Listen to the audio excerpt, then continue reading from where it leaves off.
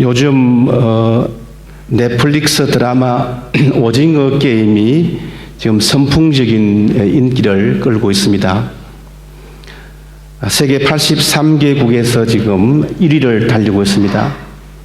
이 드라마는 이런저런 사정으로 과중한 채무에 시달리는 사람들이 수백억 원에 이르는 상금을 두고서 서로 죽고 죽이는 생존 게임을 보여주는 이야기입니다. 마지막 최후의 1인이 456억 원의 그 돈을 가져가는 그런 게임을 하는 건데요. 참여하는 인물들이 각가지 다 그 절박한 상황들이 다 있어서 그것에 다 떠밀려서 그 게임에 참여하게 되고, 그래서 그 게임을 하는 과정을 우리가 보게 되면은 우리의 삶을, 실제 삶을 떠올리게 하는 그런 부분들이 많이 있습니다. 이 드라마는 저희들이 어릴 때 했던 놀이를 드라마의 소재로 사용하고 있지 않습니까? 무궁화꽃이 피었습니다. 또 설탕 뽑기, 일명 달고나, 그렇죠? 줄다리기, 구슬치기, 함정 건너가기, 그리고 마지막에는 오징어 게임입니다. 이런 게임이 더 이상 어린 시절의 그 추억의 게임이 아니고 생명을 걸고 하는 게임이 되면서 그 사회 구조의 모순을 비판하고 있습니다. 왜 이렇게 전 세계적으로 이 드라마에 지금 열광하고 있는 것입니까? 드라마에서 다루는 주제가 아주 한국적이면서도 또한 글로벌하다는 것입니다. 성자가 독식하는 사회, 경쟁 구조의 사회, 경쟁에 지면은 기회가 없고 이렇게 저렇게 다 떨어져 죽고 오직 승리자만 한 사람뿐이라고 하는 이런 사회 문화가 비단 우리 한국뿐 아니고 전 세계적으로 지금 보편적인 상황이라는 것이죠. 한국이나 미국이나 중국이나 전 세계적으로 이런 현상이 나타나고 있기에 사람들은 여기에 동감하면서 또 열광을 하고 있는 것입니다. 제1화 무궁화꽃이 피었습니다에서 456명 중에 201명이 게임에 성공합니다. 그런데 이 게임이 너무나 잔인하고, 그리고 게임 중에서 지면은 다 사람을 죽이니까 참여자들은 공포에 사로잡혀서 탈출하고 싶어 합니다. 게임에서 벗어나려면 게임 규칙에 따라서 투표를 하게 되는데 과반이 넘으면은 집으로 갈 수가 있어요. 그래서 투표를 했는데 찬성 100, 반대 100. 그런데 마지막에 어르신 치매병에 있는 할아버지께서 반대를 해서 결국은 사람들이 다시 세상으로 나오게 되었습니다. 목사님 설교 안 하고 지금 오늘 뭐 하노? 오징어 스토리 이야기 하나? 그런데 실제 삶을 보니까, 다시 세상에서 실제 삶을 보니까 이 또 너무너무 힘들다는 거예요. 사회가 불평등하다는 것입니다. 돈 때문에 사람을 죽이고 돈이 없으면 살 수가 없는 세상입니다. 그래서 제2화 지옥에서 그 할아버지가 아주 의미심장한 말을 해요. 여기가 더 지옥이야. 지옥 같은 곳에서 탈출해서 지금 현실에 돌아왔지만은 실제 보니까 이곳 현실의 삶이 더 지옥이라는 것입니다. 오늘 말씀은 우리가 잘 아는 말씀입니다. 죄가 어떻게 시작이 되었고 그 죄에 대한 심판이 무엇이고 죄를 구속하기 위한 하나님의 계획이 무엇인지를 잘 말씀해 줍니다. 드라마에서 묘사했던 것 같은 현실, 마치 지옥과 같은 이 고달픈 현실을 살아가는 우리 모두에게 꼭 필요한 말씀입니다. 이 지옥 같은 현실을 어떻게 벗어날 수가 있겠습니까? 하나님께서 세상을 아름답게 창조하시고 마지막에 인간을 흙에서 창조하십니다. 사실 말이 흙이지 원래 원문에는 먼지예요, 먼지. 먼지에서 하나님께서 인간을 창조했습니다. 하나님의 영이 들어갔고 생명이 되었고 그래서 인간이 되었습니다. 그렇게 우리는 기본적으로 하나님 없이는 살 수 없는 존재입니다. 하나님의 재료가 하나님의 영입니다. 우리의 재료가. 그래서 인간은 원래부터 하나님과 응답하고 하나님과 관계하는 존재입니다. 하나님의 말씀에 순종하면서 그 명령에 따라서 살아가는 것이 가장 행복한 삶이었어요. 하나님의 정원에서, 하나님의 가든에서 먹을 거 다 먹고 평안하게 살 수 있었던 존재입니다. 그런데 하나님의 말씀에 대해서 의심이 생기고 결국 말씀을 거부함으로써 하나님의 관계와 뒤틀리기 시작합니다. 하나님의 마음이 얼마나 아팠을까요? 그렇게 정성을 다해서 다른 모든 피조물보다 더 신경을 써서 관심을 가지고 지으시고 하신 말씀이 매우 좋더라. 하나님이 원하지 않았던 죄가 세상에 들어오고 말았습니다. 죄의 속성은 어떻습니까? 죄는 수치심을 느끼게 합니다.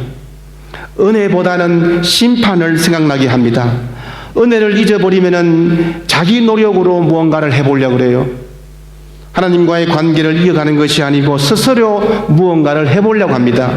7절 말씀에서 이에 그들의 눈이 밝아져 자기들이 벗은 줄 알고 무화과 잎을 엮어 치마로 삼았더라 말씀합니다. 무화과 잎으로 자신의 수치심을 막아보려고 합니다. 무화과 잎이라고 해봐야 그게 얼마나 도움이 되겠어요? 구멍이 숭숭 나 있는 그런 모습입니다. 아무리 내가 노력한다고 해도 안 된다고 하는 것입니다. 나중에 하나님이 가죽옷을 입혀주시지 않습니까? 구원의 은혜입니다. 예수 그리스도의 희생제물을 통해서 가죽옷, 예수 그리스도의 옷입니다. 그러니까 죄는 우선 수치심을 통해서 하나님 없이 내 스스로 할 수 있다고 하는 생각을 준다는 거예요. 또한 죄는 무엇입니까? 하나님과 거리를 두게 합니다. 수치심을 느끼면서 이제 서서히 하나님과의 거리를 두게 합니다. 심리적으로, 물리적으로 거리를 둡니다. 사탄은 이간하는 데 왕이에요. 이 이간질을 통해서 하나님과의 거리를 두게 하고 다가오지 못하게 합니다. 8절 말씀해 보시면은 그들이 동산에 거니시는 여호와 하나님의 소리를 듣고 아담과 그의 아내가 어떻게 했습니까? 여호와 하나님의 낯을 피하여. 하나님은 지금 무엇 때문에 동산을 거니십니까? 인간과 교류하기를 원하시는 것입니다. 그런데 아담은 지금 어떻습니까? 죄를 지은 인간의 모습은 하나님을 피합니다. 이전에는 가까이 오면은 서로 교류하고 만남을 즐거워했습니다. 감사했습니다. 그런데 죄가 들어온 이후부터는 인간은 어떻습니까? 피합니다. 하나님의 낯을 피했다고 하는 것은 상상도 하지 못할 일이에요. 하나님 없이는 존재의 의미가 없는데 죄를 지으니까 하나님으로부터 분리하기 시작합니다. 또한 죄는 무엇을 합니까? 숨게 만듭니다. 8절 하반절 말씀해 보시면은 동산 나무 사이에 숨은지라. 하나님을 피하고 거리를 두는 것에서 한 걸음 더 나아가서 아예 숨어 지내게 된다는 것입니다.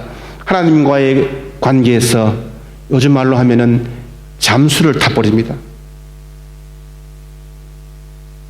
하나님을 모른다고 하면서 사는 것입니다. 심리적으로 신앙적으로 거리를 두다가는 결국은 하나님을 모르는 삶을 산다는 거예요. 동산의 나무는 어떤 나무입니까? 하나님의 아름다운 창조물이었습니다. 하나님의 정원을 아름답게 만들고 하나님과 자연, 인간과 자연 이 사이의 관계를 조화롭게 만드는 도구였습니다. 하나님과의 화목하게 하는 재료였습니다. 그런데 그 나무가 지금 어떻게 변했습니까? 죄를 은폐하는 도구로 사용되고 있습니다. 죄를 범한 인간은 그 나무를 이용해서 하나님과의 관계를 차단합니다. 나무는 이제 인간과 함께 하나님 앞에서 범죄 행위에 동참하게 되었습니다. 그래서 죄라고 하는 것은 총체적으로 관계를 뒤틀리게 만든다는 것입니다. 하나님과 인간의 관계, 인간과 인간의 관계, 그리고 인간과 우리 자연과의 관계, 이 모든 정상적인 관계를 뒤틀리게 만들고 하나님 만드신 그 방법과 원칙대로 살지 않고 모순과 갈등과 경쟁으로 살 수밖에 없다는 것입니다. 정말 오징어 게임의 지옥 같은 삶이 되어버렸습니다. 이 지옥 같은 세상을 하나님은 그냥 버려두지 않으십니다. 원래의 모습으로 회복하시기를 원하십니다. 이 세상을 회복하고 인간과의 관계를 회복하려는 그 하나님의 계획의 시작은 어떻게 되었습니까? 9절 말씀인데요. 여호와 하나님이 아담을 부르시매 그에게 이르시되 내가 어디 있느냐? 내가 어디 있느냐? 아담을 부르는 것에서 시작합니다. 불순종한 아담, 죄 지은 아담, 수치심에 물든 아담, 자신의 노력으로 살아보려는 아담, 하나님을 떠나서 숨어버린 아담을 하나님께서는 부르신다는 거예요. 내가 어디 있느냐? 이 질문은 아담의 위치를 파악하려고 물으는 것이 아닙니다. 아담과 관계 회복을 위한 하나님의 의도적인 질문입니다. 아담에게 먼저 찾아오시고 먼저 질문하시는 하나님입니다. 내가 어디 있느냐? 이 질문은 인류에게 던지신 첫 번째 공식적인 질문입니다. 내 존재의 주소가 지금 어디에 있느냐? 원래 내가 어떤 사람이었느냐? 우리의 정체성, 나의 나됨, 그것을 깨달아라 하는 것입니다. 하나님의 눈을 피해 보았자 숨을 곳이 없습니다. 가봐야 나뭇잎이고 가려봐야 나뭇잎이고 숨어봤자 나무 뒤에요. 처방 아닌 처방, 헛고생, 밤새 고기를 잡으려고 그물을 놨지만은 소득이 없이 그물을 올리는 우리 인생의 모습을 아주 적나라하게 드러내는 질문입니다.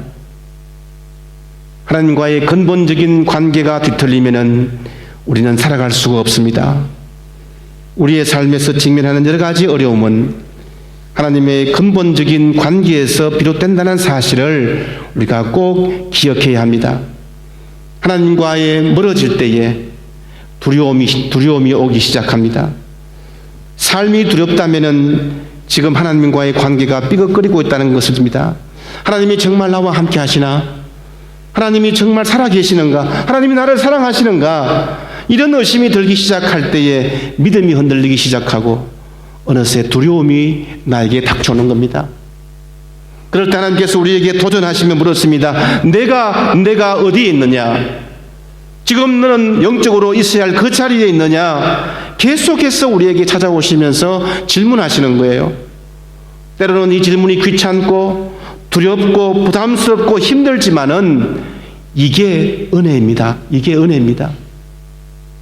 하나님께서 우리를 찾아오시는 이유는 우리를 도와주시기 위함입니다. 바른 자리로 돌아오기 위함입니다. 우리의 죄를 깨닫게 하기 위함입니다. 우리를 사랑하시기 때문이에요. 하나님의 말씀인 이 성경책은 하나님께서 우리를 사랑하시고 구원하시는 책입니다. 성경책은 한편의 구원의 드라마입니다.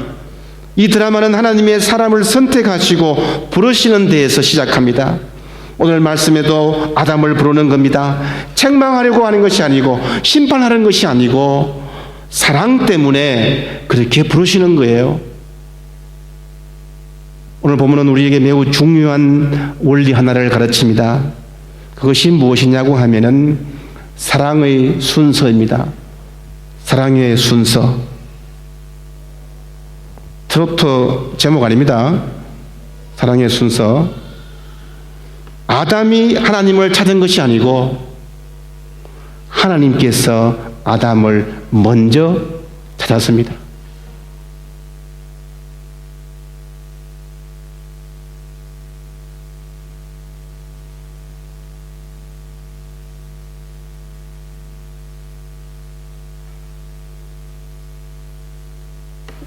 하나님께서 아담을 먼저 불렀다는 것입니다. 이 순서는 아담 때부터 지금까지 결코 변하지 않는 순서가 되었습니다. 특히 죄와 구원에 대해서 이 순서는 변함이 없습니다. 하나님께서 먼저 우리를 찾아오신다는 것입니다. 기독교 신앙의 핵심은 뭐냐? 하나님께서 우리를 먼저 사랑하신다는 것입니다. 우리가 하나님을 사랑한 것도, 우리가 하나님을 찾은 것도 아닙니다. 하나님께서 우리를 먼저 사랑하시고 먼저 찾으시는 것입니다. 아담을 먼저 찾으시고 아브라함을 먼저 찾으시고 베드로를 먼저 찾으시고 바울을 먼저 찾으셨듯이, 그리고 또한 우리도 먼저 찾아오셨습니다. 이런 내용은 성경의 여러 곳에서 발견됩니다. 저들이 잘 아는 말씀, 로마서 5장 8절 말씀, 우리가 아직 죄인 되었을 때에, 우리가 아직 죄인 됐을 때에 그리스도께서 우리를 위하여 죽으심으로 하나님께서 자기의 사랑, 우리에 대한 자기의 사랑을 확정하셨느니라. 우리가 아직 죄인 되었을 때에 하나님께서 찾아오시고 불러주셨습니다. 신앙의 시작이나 신앙의 주도권이 우리에게 있는 것이 아니고 하나님께서 우리를 불러오시고 찾아오셨기 때문에 우리가 이 자리에 있다고 하는 것을 말씀하는 거예요. 요한 1서 4장 10절 말씀에서 사랑은 여기 있으니 우리가 하나님을 사랑하는 것이 아니요 하나님이 우리를 사랑하사 우리의 죄를 위하여 화목제물로 그 아들을 보내셨습니다. 끊임없이 죄인을 향해서 먼저 찾아오시고 먼저 손을 내미십니다. 내가 사랑하기 전에 하나님께서 먼저 우리를 사랑하셨다는 것입니다. 요한복음 15장 16절에서는 더 직설적으로 말씀합니다. 너희가 나를 택한 것이 아니고 내가 너희를 택하였노라.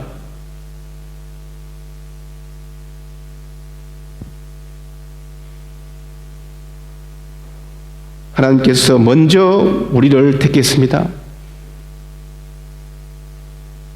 태초부터 우리를 불러주셨습니다. 우리가 알지 못했던 그때부터 너는 내 것이라 택하여 주셨습니다.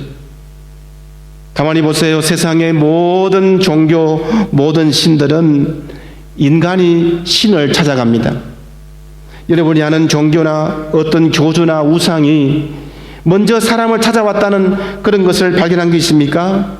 세상의 모든 이방 종교는 모두가 다 사람이 신을 쫓아갑니다. 그런데 우리 하나님께서는 먼저 우리를 찾아오신 것입니다. 하나님은 오늘도 우리의 소통하기를 원하십니다. 이 가을에 성경 말씀을 열어서 우리에게 말을 거시는 하나님의 음성에 귀를 기울이시기 바랍니다. 하나님께서 말거리를 하실 때에 응답해야 합니다. 사람은 원래 하나님과 응답하는 존재이기 때문입니다. 리액션이 필요해요. 기도로, 예배로, 찬양으로, 감사로 반응해 보시기 바랍니다.